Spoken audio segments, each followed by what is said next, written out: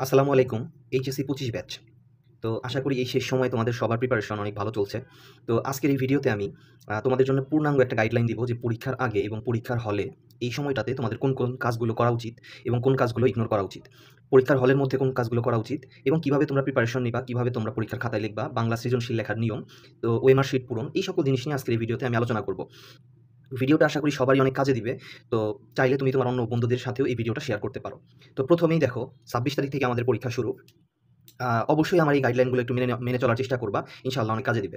তো প্রথমেই দেখো ২৬ তারিখ থেকে আমাদের পরীক্ষা শুরু। এক্সাম হলে তুমি যখন যাবা, টিচাররা কিন্তু তাদের সময় মতো খাতা দিয়ে দিবে। তো আ ১০ মিনিট আগে, হয়তো ৫ মিনিট আগে তোমাদের খাতা দিবে। তো এমসিকিউ এবং রিটেন ২ টা কিন্তু একসাথে দেওয়া হবে। তোমরা জানো ২ টা একসাথে দেওয়া হলেও এমসিকিউ পরীক্ষাটা হয় আমার সবার আগে। এটা কিন্তু তোমাদেরই সেম। এই খাতায় কিন্তু তোমরা, এইরকম খাতাতেই কিন্তু তোমরা পরীক্ষা দিবা একদম। তো দেখো, এটা হচ্ছে এমসিকিউ এর ওএমআর শিট। দেখতেই পারতেছো। তো ওএমআর শিটটা দেখো, এখানে রোল নাম্বার আছে, এখানে সিট কোড আছে, এইখানে কক্ষ প্রত্যপক্ষকের স্বাক্ষর, মানে যিনি কার্ডে পড়বেন তার স্বাক্ষর, এখানে তারিখ, এখানে বিষয়ের নাম ও পত্র, নিচে রেজিস্ট্রেশন নাম্বার, তারপরে তুমি যে বিষয়ে পরীক্ষা দিবা তার কোড। তো এই জিনিসগুলো প্রথম পরীক্ষায় স্বাভাবিক ব্যাপার যে সবাই অনেক নার্ভাস থাকবা। এই জিনিসগুলো তোমরা অনেক সাবধানের সাথে পূরণ করবা। কোনো জায়গায় যেন ভুল না হয় এমনভাবে তোমরা সবকিছু করার চেষ্টা করবা। বাই চান্স যদি কোথাও ভুল হয়ে যায়, মনে করো রোল নাম্বার অথবা রেজিস্ট্রেশন নাম্বারে ভুল করছো, সাথে টিচারকে জানাবা। যিনি হলে গার্ডে থাকবেন তাকে জানাবা। এমন কখনো করবা না যে ২০ মিনিট পরে জানাই বা একদম শেষে জানাই। সাথে তুমি জানাবা। তাদের যা করণীয় আছে তারা সেটা করে দিবে। তোমার কিচ্ছু করার দরকার নাই যে কাটি আবার লিখি, এরকম কিচ্ছু তুমি করবা না। তুমি টিচারকে জানাবা, তাদের যে কাজগুলো আছে করার মতো তারা সেগুলা করবে। তো দেখো, এখানে কয়েকটা জিনিস কিন্তু তোমাকে খুব সাবধানের সাথে পূরণ করতে হবে। এখানে কিন্তু ভুল হলে তোমার কিন্তু রেজাল্ট আসবে না। তো অবশ্যই এগুলো একটু মাথায় রাখবা। এরপরে দেখো ১ নাম্বার থেকে আমার এখানে এমসিকিউ শুরু হইছে। এগুলা কিন্তু তোমরা পরিচিত, এর আগেও এখানে ৩০ পর্যন্ত। তো জানো বাংলা সাবজেক্টে ৩০, অন্য গ্রুপ সাবজেক্টগুলোতে তোমাদের কিন্তু ২৫, এখানেই শেষ হয়ে যাবে। তো প্রত্যেকটাই তোমরা অনেক ভালো মতো এখান থেকে পূরণ করবা। এবং যেহেতু কোনো নেগেটিভ মার্কিং নাই, কোনো প্রশ্নই তোমরা ছেড়ে আসবা না। আন্দাজে হোক বা একটু জিজ্ঞেস করে হোক, সবগুলো প্রশ্নের অ্যান্সারই কিন্তু তোমরা দিবা। এবং আবারও একটু দেখে নাও, রোল নাম্বার এইখানে অ্যাডমিটটা বের করে খুব সুন্দর মতো মিলিয়ে এখানে সব ভরাট করবা, নিচে ওইভাবে ভরাট করবা। রেজিস্ট্রেশন নাম্বার ভরাট করবা, নিচে ভরাট করবা। বিষয় কোড এইখানে, নিচে ভরাট করবা। বিষয়ের নাম ও পত্র এখানে লিখবা, তারিখ লিখবা। এইখানে তোমাদের কোনো কাজ নাই, এখানে টিচাররা সিগনেচার করবে। তো এইভাবে তোমাদের প্রথম ৩০ মিনিট কিন্তু তোমাদের এমসিকিউ পরীক্ষাটা হবে। এরপরে কিন্তু দেখো, এই যে রিটেন যে খাতা, সেইটা রিটেন খাতার মধ্যে এখানে তোমরা এইচএসসি পূরণ করবা। আগের মতো রোল নিচে ভরাট, রেজিস্ট্রেশন এখানে ভরাট, বিষয় কোড এখানে, তার নিচে ভরাট। অতিরিক্ত উত্তরপত্রের সংখ্যা মানে হচ্ছে তুমি যেই কয়টা লুজ নিবা। লুজ নিলে ২টা নিলে ০২ দিবা, ৩টা নিলে ০৩ দিবা। আর কোনো কিছু না নিলে কিচ্ছু দেওয়ার দরকার নাই। এখানে ২০২৫ লিখবা। তো আর দেখো, এখানে স্পষ্ট করে লেখা আছে এই বক্সের মধ্যে কোনো দাগ দেওয়া যাবে না, অর্থাৎ এই বক্সে তোমার কোনো কাজ নাই। এইটুকুর মধ্যে তোমরা এইভাবে পূরণ করবা। এখানে বিষয়ের নাম ও পত্রটা লিখে ফেলবা।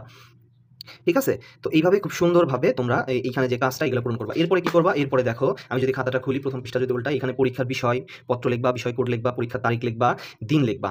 এরপরে দেখো নিচে লেখা আছে এই স্থান হতে লেখা আরম্ভ করতে হবে। আমি যদি একটু জুম আউট করি তাহলে তোমাদের বুঝতে আরো সুবিধা হবে। দেখো, যে এই স্থান থেকে লেখা আরম্ভ করতে হবে। এই হচ্ছে আমার পুরো যে খাতা, সেটা পুরো খাতাটা আমার এই যে। তো এইখানে মার্জিন টানবা, এইভাবে প্রত্যেকটা পৃষ্ঠা তোমরা মার্জিন করবা। পুরো দেখো খাতা হচ্ছে আমার একদম পুরো যে খাতাটা, সেটা তোমরা মার্জিন টেনে ফেলবা। তো এই হচ্ছে মোটামুটি যেভাবে আমাদের, এবং মার্জিন অবশ্যই পেন্সিল দিয়ে টানার চেষ্টা করবা। ঠিক আছে? তো এই হচ্ছে আমাদের খাতার যে তোমার যে নিয়ম কানুনগুলো আছে, এইগুলো আমরা মানলাম। এইবার আমরা লেখা শুরু করব, সৃজনশীল আমরা শুরু করব। সৃজনশীল লেখার নিয়ম যদি আমি এক কথায় বলতে চাই, প্রত্যেকটা প্রশ্নের সৃজনশীল তোমরা ক, খ যে সৃজনশীল আছে, এটা তোমরা ১ পৃষ্ঠায় শেষ করবা। ক নাম্বার তোমরা জানো, বানায় লেখার কোনো সুযোগ নাই। এক কথায় ১ লাইনে উত্তর। এবং খ নাম্বার ৩ থেকে ৪ লাইন, সর্বোচ্চ ৫ লাইন, যে যেভাবে লেখো। তো ১ পৃষ্ঠায় লেখার চেষ্টা করবা, শেষ করবা। এবং আ এরপরে যে গ নাম্বার লিখবা ১.৫ পৃষ্ঠায়, ঘ নাম্বার লিখবা ২ পৃষ্ঠায়। অনেকে ২ পৃষ্ঠা লেখো, ঘ ২.৫ পৃষ্ঠা লেখো। এটা যার স্ট্র্যাটেজি অনুযায়ী তোমরা যেভাবে ছোটবেলা থেকে করে আসতেছো, ওইভাবে তোমরা লিখবা। তবে স্ট্যান্ডার্ড আমি যেটা বললাম, গ হচ্ছে ১.৫ এবং ঘ হচ্ছে ২। এভাবে লিখলেই গুড এনাফ। এবং অবশ্যই যেন বোঝা যায় যে গ নাম্বার প্রশ্নটা তুমি ৩টা পার্টে লিখছো এবং ঘ নাম্বার প্রশ্নটা তুমি ৪টা পার্টে শেষ করছো। এটা তোমরা অবশ্যই জানো। তো এইভাবে যদি সুন্দর করে পরিপাটি করে, এবং অবশ্যই কোনো কাটাছিড়া করবা না, ফ্রেশ করে লেখার চেষ্টা করবা। লেখা অসুন্দর হইলেও কোনো সমস্যা নাই। অনেক বেশি সুন্দর হইতে হবে এমন কোনো ব্যাপার নাই। লেখা যেন পরিপাটি এবং পরিষ্কার হয়, প্রেজেন্টেশন যেন সুন্দর হয়। স্যার জানি তোমার খাতার দিকে তাকাই বুঝতে পারে যে এটা একটা ভালো স্টুডেন্টের খাতা। তো এইভাবে করে প্রত্যেকটা জিনিস খুব সুন্দর মতো তোমরা প্রেজেন্টেশন করবা। তো দেখো, ক যদি আমি এখানে লিখি, খ আমি এইখান থেকে আমি নিচেরটুকু আমি লিখলাম। এখন এইখানে ১ নং প্রশ্নের উত্তর তোমরা দিবা। মনে করো কালো কালি দিয়ে তোমরা ১ নং প্রশ্নের উত্তর লিখলা। তার নিচে তুমি আরেকটা অন্য যে কোনো কালারের কলম ব্যবহার করো। হতে পারে তোমার ব্লু অথবা গ্রিন। ২-৩ রকমের কালি ইউজ করার কোনো দরকার নাই। এক টাইপের কালার তোমরা ব্যবহার করবা। আমি বুঝাইতে পারছি? বেশি ডিজাইন করার দরকার নাই। সিম্পল ১ নং প্রশ্নের উত্তর, নিচে এরকম একটা ঢেউ দাও, গ্রিন কালার ব্যবহার করো, নীল কালার ব্যবহার করো, শেষ। অনেক বেশি ডিজাইন করলে খাতার সৌন্দর্য কিন্তু নষ্ট হবে। তো এই প্রথম পৃষ্ঠায় তোমরা ক, এবং এইখান থেকে মনে করো তোমরা খ নাম্বারটা শেষ করলা। এখানে মাঝে লিখবা ক, তারপরে মাঝে লিখবা খ। এভাবে তোমরা পুরোটা শেষ করলা। ঠিক আছে? তো এরপরে যদি আমরা পৃষ্ঠাটা উল্টাই, এরপর যদি পৃষ্ঠা উল্টায় এইখান থেকে তোমরা নিশ্চয়ই গ শুরু করবে, এখানে লিখবা গ। গ এই দেখো পুরো এক পৃষ্ঠা তুমি লিখলা, এইখানে মাঝামাঝি দেখো দাগ দেওয়া, এই পর্যন্ত তোমরা লিখলা। তো গ শেষ এইখানে, অবশ্যই 3টা পার্টে। নিচে দেখো এতটুকু জায়গা খালি, এইখান থেকে কি আবার ঘ শেষ শুরু করবা? কখনোই এই কাজটা করবা না। অনেকেই তোমরা এই কাজটা করো, এতে কিন্তু খাতার সৌন্দর্য নষ্ট হয়।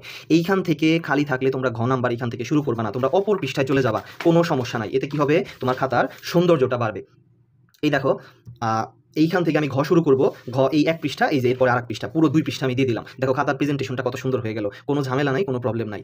এইভাবে করে প্রত্যেকটা প্রশ্ন তুমি ক্যারি করবা, প্রত্যেকটা প্রশ্ন তুমি এইভাবে লেখার চেষ্টা করবা, অনেক সুন্দর হবে। এরপরে দেখো তোমার যদি লুজ দরকার হয়, এই যে হচ্ছে লুজ শিট এরকম তোমাকে দিবে, এটাও দেখো, এটাও তোমরা পুরোটা মার্জিন করে ফেলবা। তো এরপরে এখান থেকে লেখা শুরু করবা, ঠিক আছে? এটা হচ্ছে লুজ পেপার। তো এই হচ্ছে ব্যাপার। এখন কথা হচ্ছে যে টিচার তো কিন্তু তোমাকে জাজ করবে প্রথম 2টা সৃজনশীল দিয়ে। প্রথম 2টা সৃজনশীল তুমি কীভাবে লিখছো, কীভাবে প্রেজেন্টেশন করছো, তার উপর ডিপেন্ড করে টিচার কিন্তু তোমাকে কী করবে? জাজ করবে। এখন তাই চেষ্টা করতে হবে যে প্রথম 2টা সৃজনশীল, যে 2টা সৃজনশীল তুমি সবথেকে ভালো পারো, সেই 2টা সৃজনশীল অনেক ভালো মতো দেওয়ার। এখন কথা হচ্ছে অনেকে যে ভুলটা করে, প্রথম 2টা সৃজনশীল এত ভালো করতে যায়, করতে গিয়ে দেখা যায় প্রথম 2 সৃজনশীলে 1 ঘন্টা 10 মিনিট বা প্রথম সৃজনশীলে 40 মিনিট লাগাই দেয়। এরকম করলে হবে? এরকম করলে কিন্তু ফুল অ্যান্সার করতে পারবে না। আমি আবারও বলতেছি, প্রশ্ন যেভাবেই হোক না কেন ফুল অ্যান্সার মিস করা যাবে না। যা পারো লিখে দিয়ে আসবা, গান লিখবা, কোনো সমস্যা নাই। একটা কথা মনে রাখবা, খাতায় লেখা থাকলে টিচারের কিছু নাম্বার দেওয়ার মতো সামর্থ্য আছে, ওই ক্ষমতা স্যারের আছে। উল্টাপাল্টা লিখলেও তুমি খাতায় কিছু লেখোই নাই, তোমাকে নাম্বার কীভাবে দিবে? স্যার কি নিজে লিখে নাম্বার দিবে? এটা হয়?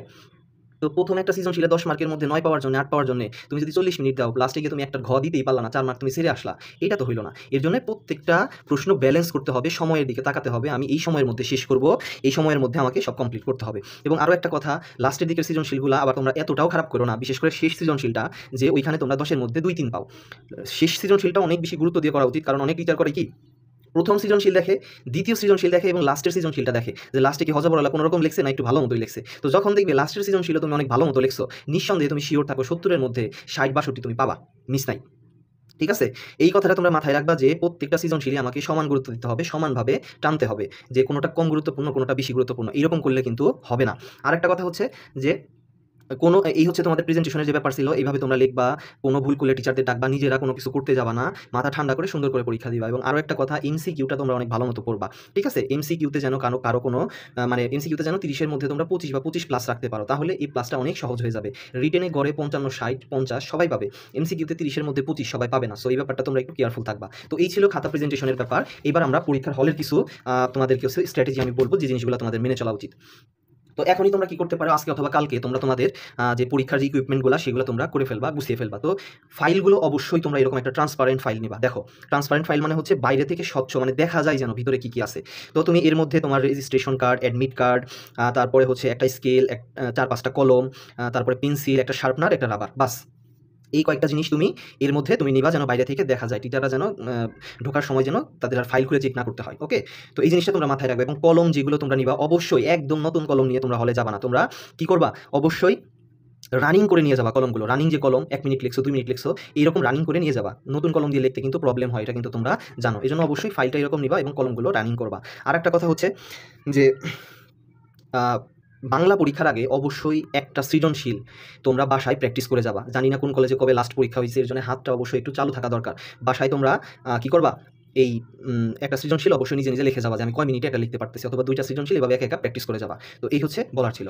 তো এইভাবে তোমরা একটা সাদা ট্রান্সপারেন্ট ফাইলের মধ্যে সব কিছু নিয়ে যাবা। এবং এবার আসো পরীক্ষার হলের মধ্যে। প্রথম 30 মিনিট যে তোমাদের সময়, প্রথম 30 মিনিট তোমরা যে সময় পাবা মানে এমসিকিউ এর জন্য, প্রথমেই তোমরা হল মাথায় উঠাবে না, মানে দেখা দেখি এই কাজগুলো করবা না। প্রথম 10-15 মিনিট তুমি যা পারো সুস্থ সুন্দরভাবে মাথা ঠান্ডা করে 5টা এমসিকিউ পারলে 5টা এমসিকিউ দিবা, 10টা পারলে 10টা দিবা। প্রথমেই এই তুই কি দিলি, আমার এইটা ক, ওইটা ক, এরকম করার কোনো দরকার নাই।